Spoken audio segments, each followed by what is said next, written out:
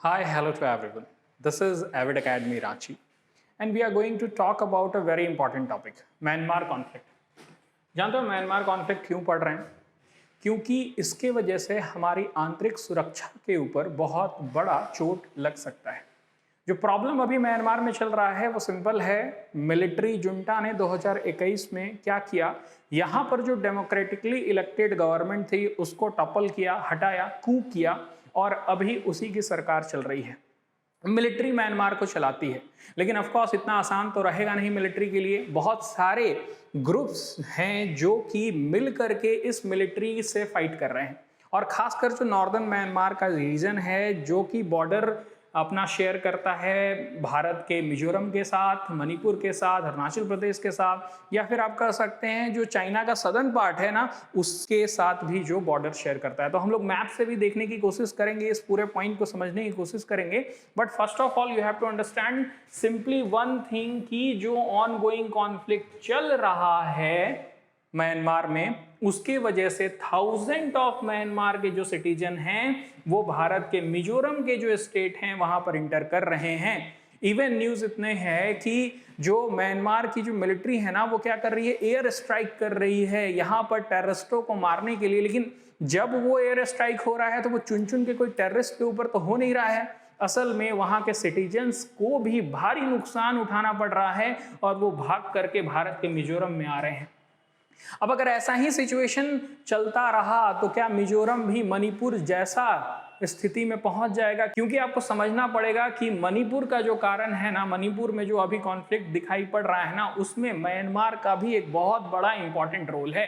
उसको भी हो सकता है हम लोग डिस्कस करेंगे। कुछ मेरे अदर भी वीडियोस हैं जिसमें मैंने डिस्कस किया है another angle of Manipur conflict, आप उसको देख सकते हैं, यहां पर मैं लिंक डाल दूंगा उसका। बट फर्स्ट ऑफ ऑल अभी हम लोग इस पूरे मुद्दे को समझने की कोशिश करते हैं कि म्यांमार कॉन्फ्लिक्ट क्या है, किस तरह से ये हमारे आंतरिक सुरक्षा के ऊपर बहुत बड़ा चोट कर सकता है। First of all let's start with the map. You can see out here, यहाँ पर ये जो रीजन है वो म्यांमार का रीजन है। वो अपना बॉर्डर जो है वो भारत का जो मिजोरम स्टेट है उसके साथ शेयर करता है। अब देखिए एक बात समझना पड़ेगा, यहाँ पर ये जो स्टेट है ना, ये वाला जो रीजन है म्यांमार का, उसका नाम है चिन स्टेट। चिन स्टेट यहाँ पर कहा जाता है। और जो चिन स्टेट में लोग रहते हैं ना वो एथनिकली सेम हैं, उनकी एथनिसिटी सेम है जो मिजोरम में रहते हैं लोग। इसके ऊपर भी हम लोग अच्छी तरह से डिस्कस करेंगे कि क्या कहते हैं उन्हें। ओके, जो ट्राइब कहते हैं। We are going to study about this also in this video. But first of all हम लोग आगे बढ़ते हैं कि किस तरह से ये पूरा जो नॉर्दर्न म्यांमार का रीजन है ना वो फाइट कर रहा है। एक बार मैं इसे मिटा देता हूं। Now you can see out here, ये जो रेड कलर में आप देख रहे हैं ना, जैसे लिखा हुआ है Arakan army, you can see out here. यहां पर क्या लिखा हुआ है, चीन national front Arakan army. Okay, अब ये बड़ा अच्छा जगह है, इस पूरे रीजन को कहते हैं रखाइन स्टेट। अब जब रखाइन स्टेट का बात आए और रोहिंग्या को नहीं समझोगे तो आप पूरे म्यांमार को नहीं समझ सकते हो। देखिए रोहिंग्या मुसलमान जो है ना, उन्हें कहा जाता है कि विश्व में सबसे ज्यादा परसिक्यूटेड मुसलमान हैं, उन्हें परसिक्यूट करती है। और ये जो फाइट चल रहा है ना उसमें एक मुख्य भूमिका मुसलमानों की भी है। हो क्या रहा था कि जो म्यांमार की मिलिट्री है ना वो रखाइन स्टेट में क्या कर रही थी, इन्हें टेररिस्ट कह रही थी और इनके खिलाफ लड़ाई लड़ रही थी। हो भी सकता है, I don't know, but reports यही हैं कि मुसलमान यहां पर फाइट कर रहे थे म्यांमार की मिलिट्री के साथ, और मिलिट्री क्या कर रही थी, अंधाधुंध मार रही थी यहां के मुसलमानों को, जिसके वजह से वो भाग करके, आप समझ सकते हैं कि ये जो रीजन है ना, देखो यहां पर इंडिया है लेकिन ये जो आप देख रहे हैं ना यहां पर बांग्लादेश है। बांग्लादेश में ह्यूमैनिटेरियन क्राइसिस बहुत ही ज्यादा बढ़ गया था। जितने भी मुसलमान हैं रखाइन स्टेट से भागते हुए कहां पहुंच गए, बांग्लादेश पहुंच गए, और इवन वो भारत में भी इंटर किए। और यही चीज हो रहा है अभी चिन स्टेट के साथ। चिन स्टेट में जो फाइटिंग हो रही है उससे वो कहां इंटर कर जा रहे हैं, हमारे मिजोरम में इंटर कर जा रहे हैं। उसके साथ साथ you can see out here, यहां पर ये जो चाइना है ना, चाइना भी अपना बॉर्डर शेयर करता है शान स्टेट के साथ। You can see out here, ये जो रीजन है वो शान स्टेट का रीजन है। और यहां पर भी बहुत सारे जो ग्रुप है म्यांमार के वो फाइट कर रहे हैं म्यांमार की मिलिट्री के साथ। You can see out here United war state army, Myanmar national democratic alliance army, ये सब में मिल करके क्या कर रहे हैं, फाइट कर रहे हैं म्यांमार के साथ। और you can see out here, ये देखो जैसे रोड जा रही है आपको चाइना के अंदर, ये रोड जा रही है, ये सब में ब्लॉकेट कर दिया गया है। इट सिंपली मीन्स दैट कि आने वाले समय में ये जो नॉर्दर्न म्यांमार है अगर एक साथ आ गया तो हो सकता है कि म्यांमार में गृह युद्ध भी हो सकता है, ठीक है। और इसका असर किसके ऊपर पड़ेगा, भारत के ऊपर पड़ेगा। डायरेक्ट नेबर है, जो भी यहां पर स्पिल ओवर होगा ये सिविल वार, वो झेलना भारत को पड़ सकता है। सो ये पॉइंट को कंसिडर करते हुए हम लोग आगे अभी बढ़ेंगे। हमें यह भी समझने की जरूरत बहुत ही ज्यादा है, वेट अ मिनट, कि ये देखिए आपको ये वीडियो में, ये फोटो में आपको क्या दिखाई दे रहा है पता है, ये देखिए ये सारे जो ग्रुप्स हैं ना वो क्या कर रहे हैं, अपना बेसेस बना रहे हैं और धीरे धीरे जो म्यांमार के नॉर्दर्न टाउन्स है ना उसके ऊपर कब्जा करते हुए जा रहे हैं। एक तरह से पूरी नॉर्दर्न एरिया जो है उसमें इतना अच्छा इन लोगों का, देखिए यूनिटी अमोंग रेजिस्टेंस ग्रुप, बहुत ही ज्यादा यूनिटी हो गई है इनके बीच में। और उसके वजह से जो म्यांमार का पूरा रीजन है ना वो क्या हो सकता है, नॉर्दर्न रीजन वो अलग भी हो सकता है। Let me tell you this important point कि आप देख सकते हैं कि इन लोगों ने क्या किया है, जो भी एथनिक और पॉलिटिकल डिफरेंसेस हैं उनको अलग रखा, बोला कि नहीं मिलिट्री जुंटा से लड़ना है। और इस तरह के बेसेस बना बना करके धीरे धीरे जो भी टाउन्स आ रहे हैं उसके ऊपर कब्जा करते जा रहे हैं और मिलिट्री जुंटा को एक टफ कंपटीशन दे रहे हैं। नाउ मूविंग अहेड हम लोग ये देखने की कोशिश करेंगे कि strategic control over trade route, you have to understand this कि ये कहां पर है। म्यांमार किसके साथ ट्रेड करता है, चाहे तो भारत के साथ ट्रेड करेगा और नहीं तो चाइना के साथ ट्रेड करेगा, दोनों ही उसके नॉर्दर्न बॉर्डर से शेयर करते हैं। तो अगर मैं बोल रहा हूं कि ये जो आपका रीजन है ये म्यांमार का है और वहां से एक रोड आपका इंटर कर जा रहा है कहां पर, भारत में, और दूसरा रोड जो इंटर कर जा रहा है वो चीन में, और यहां पर जो शान स्टेट में यहां पर फाइटिंग चल रही है इसको, इसके ऊपर ब्लॉकेट लग गया, और ये जो चीन स्टेट में फाइटिंग चल रही है यहां पर ब्लॉकेट लग गया। म्यांमार मिलिट्री की हालत खराब हो जाएगी अगर उसके पास इनकम नहीं आएगा। क्यों बता रहे हैं, सैंक्शंस लगा हुआ है। सैंक्शंस इतना लगा हुआ है कि दूसरे देशों के साथ वो ट्रेड कर ही नहीं सकता है। यूनाइटेड स्टेट्स ऑफ अमेरिका ने सैंक्शन लगाया है, यूरोपियन यूनियन ने सैंक्शन लगाया है, तो उसकी निर्भरता किसके ऊपर है, चीन के ऊपर है या फिर भारत के ऊपर है। और ये दोनों ही क्या करते हैं, सपोर्ट करते हैं मिलिट्री जुंटा को। क्यों करते हैं, क्योंकि एक नहीं करेगा तो दूसरा करेगा। भारत कभी भी नहीं चाहेगा कि यहां की जो मिलिट्री रूल है या फिर म्यांमार का जो इंक्लाइनेशन है ना वो चीन की तरफ हो जाए।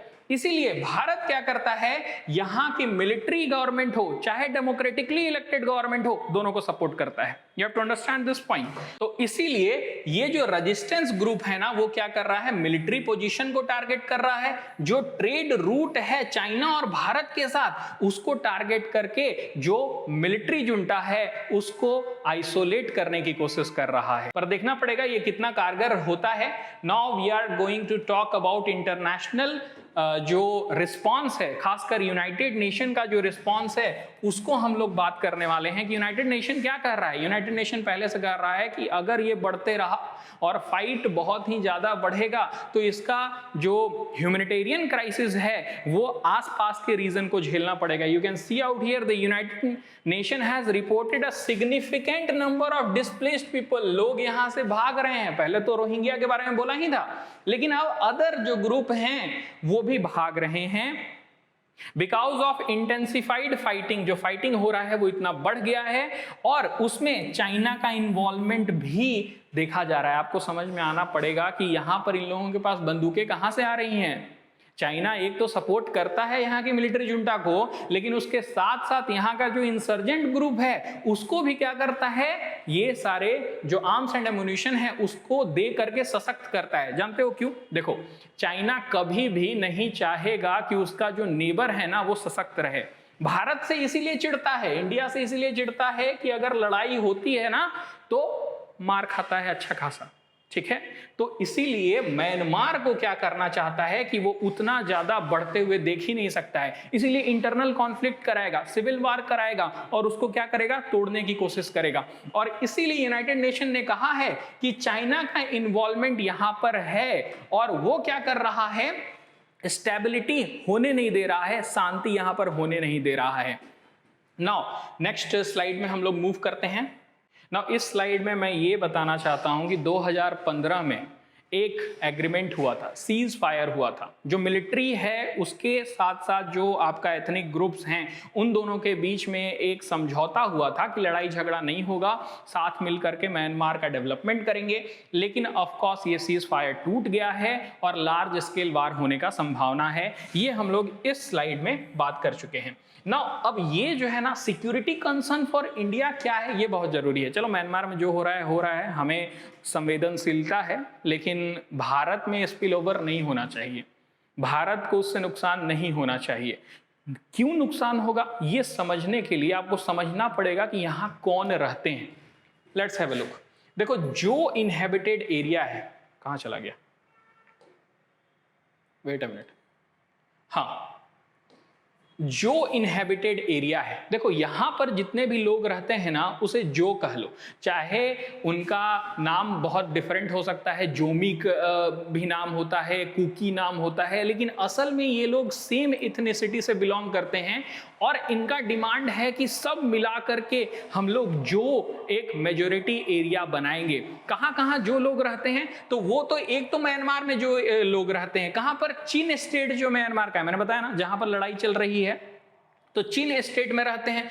उसके साथ पूरा मिजोरम का एरिया, मणिपुर का एरिया, और इसमें दिखाया हुआ नहीं है बांग्लादेश का जो चिट्टागोंग एरिया है वहां पर भी, त्रिपुरा का थोड़ा सा एरिया है वहां पर भी ये जो लोग रहते हैं वो सेम एथनिसिटी से बिलोंग करते हैं, जिसको जो कहते हैं। तो अगर एक को दिक्कत होगा तो दूसरा उसका समर्थन करता है। यही मणिपुर में भी हुआ था। मणिपुर में भी जो लोग रहते थे वो इंटर किए हुए हैं। ये देखो चूराचंद्रपुर जो है ना, वहां पर सबसे ज्यादा लड़ाई झगड़े की बात हो रही थी।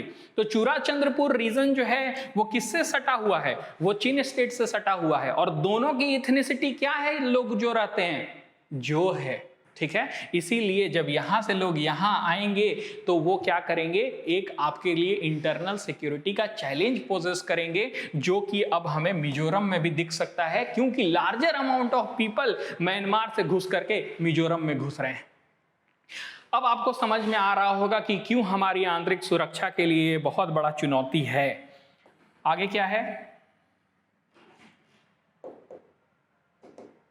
Potential impact on India's north east. मैं यही तो बात कर रहा हूं, आंतरिक सुरक्षा के ऊपर खतरा है। तो सिविल वार जब म्यांमार में होगा उसकी वजह से क्या होगा, रिपरकशन होगा किसमें, भारत के नॉर्थ ईस्टर्न रीजन में इनस्टेबिलिटी हो सकती है, इंसर्जेंसी हो सकती है, टेररिज्म और ज्यादा बढ़ सकता है। यहाँ के लोग क्या कर सकते हैं, अलग होने का डिमांड कर सकते हैं। तो ये सारे चीजों को समझना पड़ेगा। ये पोटेंशियल इंपैक्ट हो सकता है भारत के ऊपर। हालांकि भारत भी इन सारे मुद्दों को लेकर तैयार रहता है। ऐसा नहीं है कि हमारा जो थिंक टैंक है वो इन सारे चीजों के ऊपर सोचा नहीं है। पहले से ये सारे कॉन्सेप्ट जो होते हैं वो भारत के IAS ऑफिसर बहुत ही अच्छी तरह से असेस करके रखते हैं। ह्यूमैनिटेरियन डिप्लोमेटिक चैलेंजेस बहुत ज़रूरी है, क्योंकि मानवता के ऊपर डायरेक्ट असर पड़ेगा। यहाँ से लोग जो भागेंगे वो भारत आएंगे, भारत क्या इन्हें सपोर्ट करेगा, क्या इन्हें रख पाएगा। भारत में पहले से 140 करोड़ की पॉपुलेशन है, भारत और ज़्यादा रिफ्यूजी ले नहीं सकता है। इन्हें फिर से डिपोर्ट करना होगा, लेकिन भारत कैसे डिपोर्ट करेगा, वहाँ पर तो लड़ाई चल रही है, वहाँ तो वारफेयर चल रहा है, तो क्या हो सकता है। इसीलिए यूनाइटेड नेशन भी कह रहा है कि मानवता के ऊपर सबसे बड़ा खतरा है। डिप्लोमेटिक चैलेंज क्या है वो मैं समझा रहा हूं। देखो, मिलिट्री जुंटा से भी बात करनी है और वहां की जो डेमोक्रेटिक फोर्सेस हैं उनसे भी बात करनी है। ऐसा कभी नहीं कर सकते हैं ना कि मिलिट्री से बात नहीं करेंगे, तुम लोग वहां लड़ाई कर रहे हो, इससे क्या होगा, वो सीधे सीधे चला जाएगा चाइना के गोद में। तो क्या करेंगे फिर हम लोग, म्यांमार जैसा स्ट्रेटेजिकली लोकेटेड कंट्री को नहीं छोड़ सकते हैं। वो गेटवे है हमारा, किसके, लाओस जाने के लिए, थाईलैंड जाने के लिए, हमें कंबोडिया जाना है, हमें वियतनाम जाना है। तो हमारा जो आप कह सकते हैं कि एक रूट है ना साउथ ईस्ट एशियन कंट्री में इंटर करने का, वो म्यांमार के थ्रू होके जाता है। और भी बहुत सारे हमारे प्रोजेक्ट हैं। Let me show you, let me tell you using a map कि कौन कौन सा प्रोजेक्ट जो है वो बहुत इंपॉर्टेंट है। एक बड़ा मैप ये आ गया ना, चलिए इससे हम समझा देते हैं। एक हम लोग सी रूट बनाए हैं। देखिए जैसे कि ये बांग्लादेश है ना, वेट अ मिनट, देखिए ये जैसे बांग्लादेश है ना, तो बांग्लादेश बोलता है कि भारत अगर तुम्हें जाना है नॉर्थ ईस्ट तो तुम्हें ये चिकन नेक के थ्रू ही होकर के जाना पड़ेगा। तो ये 22 किलोमीटर का छोटा सा सिलीगुड़ कॉरिडोर है, सिलीगुड़ कॉरिडोर है। तो इतना छोटा सा रीजन है, भारत बोलता है कि तुम हमें ऐसे क्यों नहीं जाने देते हो, बांग्लादेश बोलता है नहीं जाने देंगे, मेरा रीजन है। तो भारत बोला कोई बात नहीं, यहां से लेकर के क्या करेंगे, एक हम वेट अ मिनट, यहां कोलकाता से लेकर के हम यहां पर ये जो रखाइन स्टेट है वहां तक एक बनाएंगे आपका सी रूट, और वहां से जो कालादान का एक रिवर है उससे लेकर के हम मिजोरम को कनेक्ट करेंगे। तो इसलिए म्यांमार की जरूरत पड़ेगी कि नहीं पड़ेगी हम लोगों को, अगर हमें नॉर्थ ईस्ट से डायरेक्ट कनेक्ट होना है तो इसलिए इंपॉर्टेंट है। और क्यों इंपॉर्टेंट है, अगर मैंने बताया ना कि अगर हमें कहां जाना है, आपका थाईलैंड जाना है, तो हम लोग ट्राइलेटरल हाईवे बना रहे हैं, नॉर्थ ईस्ट से ऐजवाल से होते हुए म्यांमार, म्यांमार से होते हुए थाईलैंड। तो इस तरह से हम साउथ ईस्ट एशिया को भी कनेक्ट कर सकते हैं, हम नॉर्थ ईस्ट को भी और सशक्त कर सकते हैं। अगर म्यांमार का सपोर्ट मिलता रहा तो हम लोग छोड़ नहीं सकते हैं, डिप्लोमेटिकली हमें मूव करना होगा और म्यांमार को साथ रखना पड़ेगा। उसके साथ साथ एक और बहुत इंपॉर्टेंट पॉइंट है कि अगर भारत को नॉर्थ ईस्ट में इंसर्जेंसी को रोकना है तो म्यांमार का सपोर्ट जारी है। करते क्या है ना, यहाँ के इंसर्जेंट ग्रुप हमला कर देते हैं और जाकर के म्यांमार में छुप जाते हैं। म्यांमार ने खुली छूट दे रखी है इंडियन आर्मी को, तुम घुसो और मारो, टेंशन नहीं है उसमें। म्यांमार हमेशा सपोर्ट करता है इंडियन आर्मी का, इंडियन गवर्नमेंट का, क्योंकि इंडियन गवर्नमेंट सपोर्ट करती है। जहां म्यांमार को सपोर्ट भारत करना बंद कर देगा, वो लोग क्या करेंगे, एक हार्बर बहुत ही नेचुरली क्या करने लगेंगे, उन लोगों को पनाह देने लगेंगे, जिससे कि हमारा नॉर्थ ईस्ट फिर से इनस्टेबल हो जाएगा, जो कि 70-80 के दशक में हुआ करता था। क्या हम लोग ऐसा चाहते हैं? बिल्कुल नहीं। तो इसीलिए म्यांमार के साथ रिश्ते बनाए रखना जरूरी है, लेकिन उसके साथ साथ हमें यह भी समझना जरूरी है कि वहां पर जो हो रहा है कॉन्फ्लिक्ट, उसका असर भारत के आंतरिक सुरक्षा पर ना पड़े। हमें अपना बॉर्डर को और ज्यादा सशक्त करना पड़ेगा। हमें ये जो घुस रहे हैं, क्योंकि पोरस बॉर्डर है, ऐसा नहीं है कि डिमार्केटेड है, ओके। जो एरिया है ना वो डेंसली फॉरेस्ट है, वहां पर बहुत आसानी से म्यांमार के लोग भारत आ सकते हैं, भारत के लोग म्यांमार में जा सकते हैं। तो वहां पर हमें बॉर्डर पेट्रोलिंग को और बेहतर करना पड़ेगा। हमें टेक्नोलॉजी का यूज करके इस तरह के फेंसेस लगाने पड़ेंगे, जिससे कि हम लोग पता कर सके कि कब कौन इंटर कर रहा है, कब कौन जा रहा है। कुछ और भी रूल्स एंड रेगुलेशन है, उसमें चेंजेस करना पड़ेगा। जैसे एक रूल है कि भारत के लोग जा सकते हैं म्यांमार में, म्यांमार के लोग भारत आ सकते हैं। I don't remember the time period, I think 2-3 दिन के लिए जा सकते हैं, आ सकते हैं आराम से, अगर उनके पास है तो। उसको भी और ज्यादा चेक करना पड़ेगा, क्योंकि वहां से भी इंसर्जेंसी हो सकती है, वहां से भी माइग्रेशन हो सकता है। सो ये सारे पॉइंट थे म्यांमार कॉन्फ्लिक्ट से रिलेटेड। आई होप आपको समझ में आया होगा। That's it for this video. Thank you.